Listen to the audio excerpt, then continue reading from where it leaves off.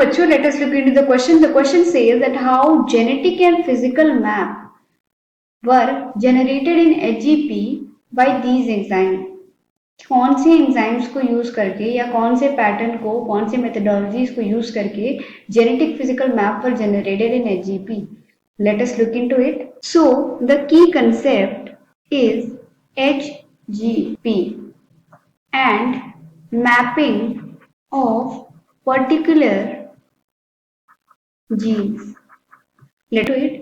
सो HGP की जो mapping की गई, जो डिफरेंट पूरे, क्योंकि ये एंटायर जीनोम के मैपिंग के और फिजिकल मैप्स और जेनेटिक मैप्स के बारे में एक प्रोजेक्ट शुरू किया गया था. कब? 1990 में से लेके 2003 तक ये प्रोजेक्ट चला, जो कि एक 13 साल का प्रोजेक्ट था. It was a mega project, multinational mega project, research project.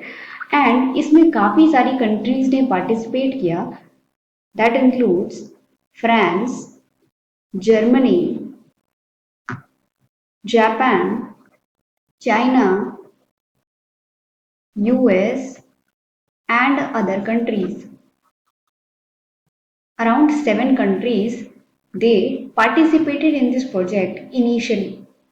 और कुछ टाइम बाद इसमें काफी और भी कंट्रीज ने पार्टिसिपेट किया, but initially there were only 7 countries that participated into it. और ये जो प्रोजेक्ट था that was initiated by the collaboration of 2 department, which was US Department of Energy. Along with that, we say it was due to the National Institute of Health. So ये दोनों जो हमारे departments, institutes थे, इनके collaboration में ये project को initiate किया गया. और ये 13 ईयर मेगा प्रोजेक्ट था, जिसमें जो कैपिटल इन्वेस्टमेंट हुआ, total investment, it was of 9 billion US dollar. Apart from that, जिनकी सीक्वेंसिंग करनी थी, जितने number of basis, it was 3 multiplied by 10 to the power 9 basis की सीक्वेंसिंग करनी थी इन दिस प्रोजेक्ट.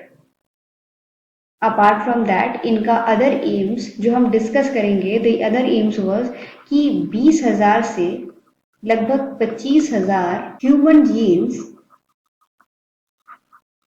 को आइडेंटिफाई करना.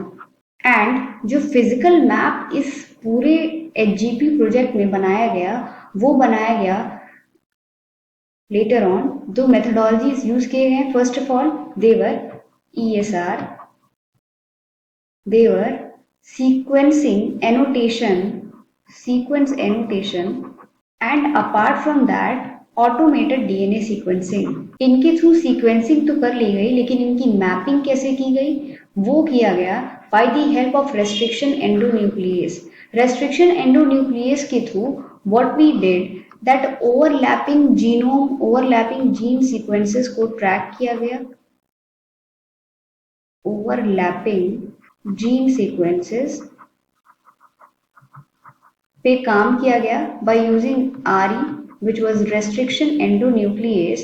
और restriction endonuclease को यूज करके इनके छोटे छोटे फ्रेगमेंट्स भी acquired small fragments, जिसकी सीक्वेंसिंग हो पाई और उनकी मैपिंग हो पाई कि where exactly they are present.